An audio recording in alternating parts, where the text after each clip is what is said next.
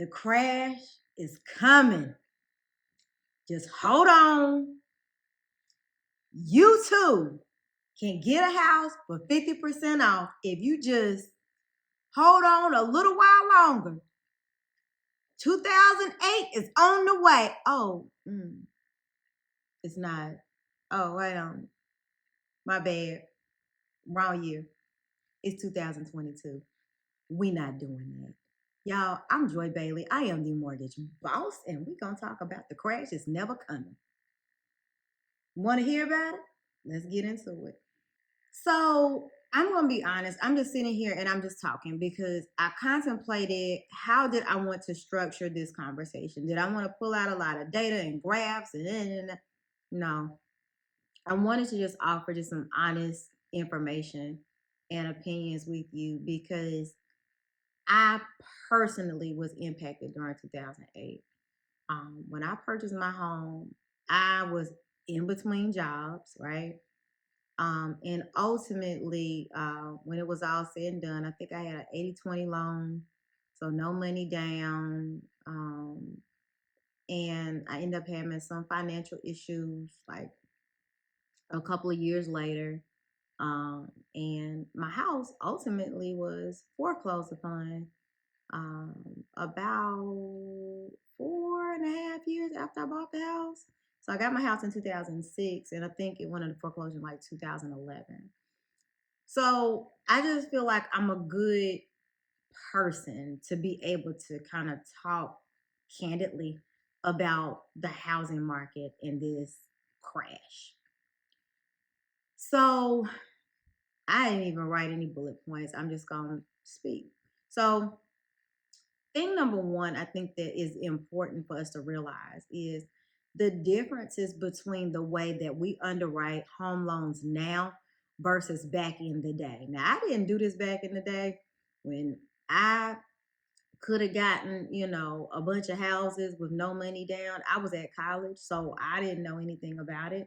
I even actually heard a story about a guy. He was in college and he got one of those type of loans where he was a college student.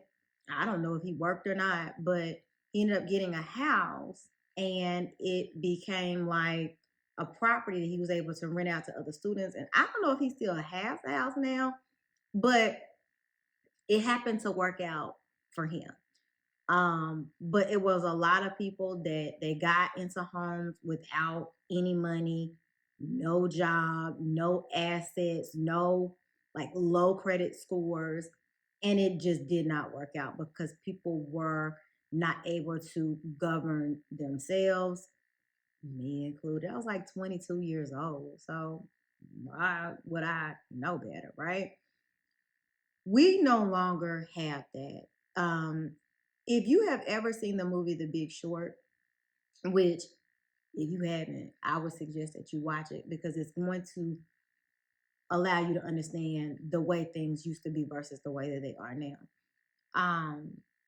You could back in the day get all types of combinations of loans and adjustable rates and all this and that. And we don't do that anymore.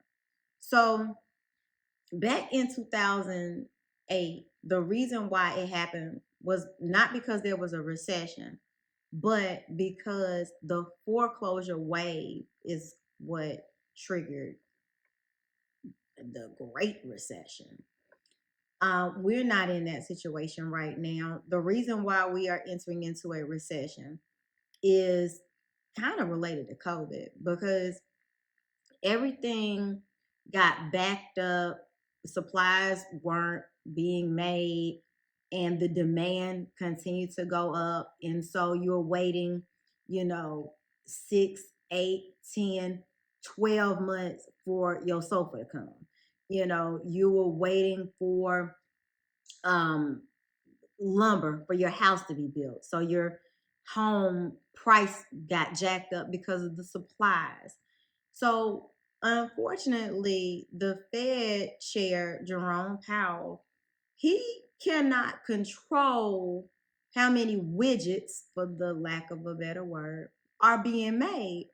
But what he can try to control is the demand for the widgets. So If we are in an inflationary period, in order to bring that down, because we're having a supply and demand issue, so the prices keep going up and up and up and up. So in order to bring that down, it's like, well, damn it, let's just make it so that people are struggling to afford those things. Let's have them push more money towards interest on their credit cards and more money into buying a house and their housing payment. So now they have less money to go to Target and to the mall and to do all of these things that we were doing during COVID. Supply and demand. We're trying to balance it. Well, not we, but they are trying to balance it. As a result, what is happening now as interest rates go up, wages are not going up at the same pace. And because of that, you are going to find that people are falling out the bottom of being able to hang on to being able to purchase that $250,000 home that turned to 260, and it turned to 275, 285, 305, 315. And as it goes up, people are falling out. Well, now we're in a scenario where, okay, let's just say for the sake of my example, we're all talking about, well, in Mecklenburg County a couple months ago, the average purchase price was, I think it was like 458 or something like that. Everybody can't get a $458,000 house. And everybody definitely can't get a $458,000 house with an interest rate that's 6.5%. So as the rates continue to go up, fewer people are going to be able to buy that. And that's going to bring down the demand, which is this crash that you are seeing people advertise on YouTube for likes and clicks. There is no crash. Whenever we talk about home price appreciation, it is year over year, not week to week, month to month. If someone purchased a home last year for $350 and it's worth $450 this year, or they think it's worth $450 this year, they put it on the market and no one bites because it's not as many people that can afford the mortgage that's 6.5% on a $450,000 home. Let's say instead they just say, okay, well, the house didn't sell that first week, 2 weeks. Let's drop the price down to $425. Guess what?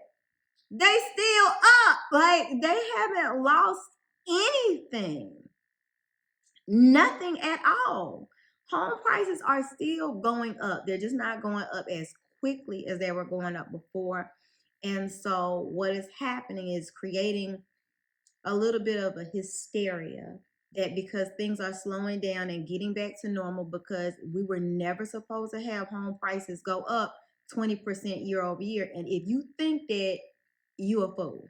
If you seriously can honestly say, oh, I think now's a great time to buy. I mean, it was if you could get into the house and you were able to go up 20%, great.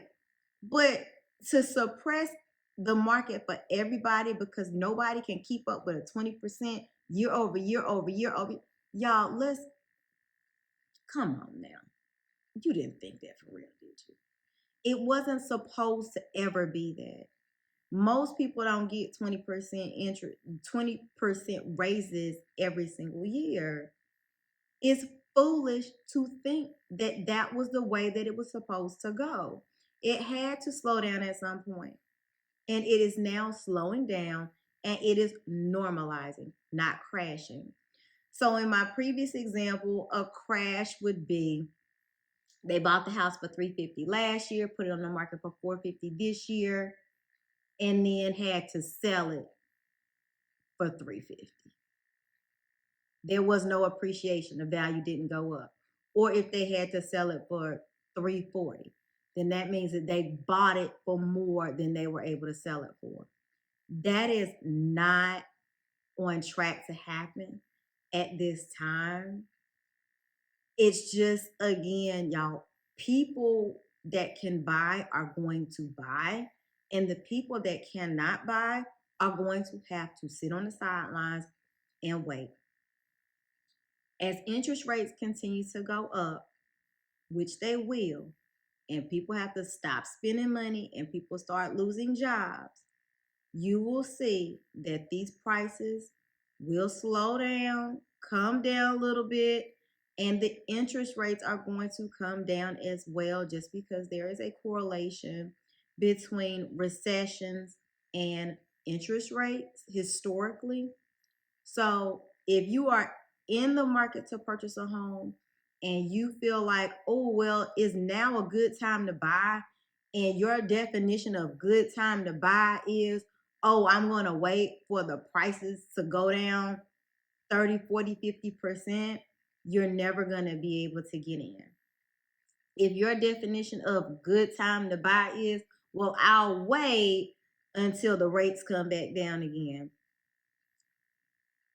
the rates are going to come down, but the housing prices are still going to be up. So if the rates were 4% last year and they go down to 4% next year, which I have no idea, I'm making this up for my example, the price is high. So your payment is still going to be higher even if the rate comes down. So is it a good time to buy? Yeah, if you can afford it. And that's the best answer that I can provide. Anybody can get into a home that understands it's an investment and it's not something just for 6 months or for a year, like a lease when you are renting, understands that you buy now and wait, the values will go up. The rates come down, you can refinance and get a lower payment. It is that simple. The correction that is happening is not a crash. And that is the simplest way that I know how to tell you. In lending, we are checking your bank statements. We are calling your job to make sure that you work. We are making sure that your debt to income ratio doesn't exceed a certain amount of money. If you have a significant other that is on the loan, we are not counting their alleged income. There are some checks and balances that are in place to make sure that things don't go crazy and it doesn't run amok the way that it did before. The loans that we are approving are underwritten very, very, very well.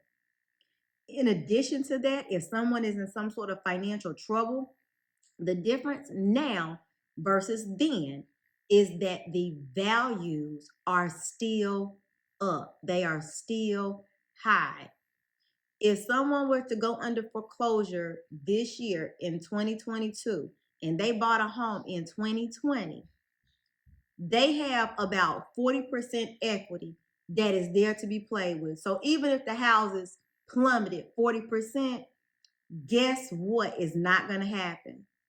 They're not going to be so upside down in the property to where it's like hurting the economy the way that it did in 2008. So that was an overly simplified explanation, but I hope it allows you to have a little bit of perspective. If y'all have comments and questions about anything about the way that we do things versus the way that we used to do things, I welcome the conversation. But I suggest that you watch the movie The Big Short so you have a general idea of how reckless things were back then compared to some of the conversations that you find yourself having with mortgage lenders today.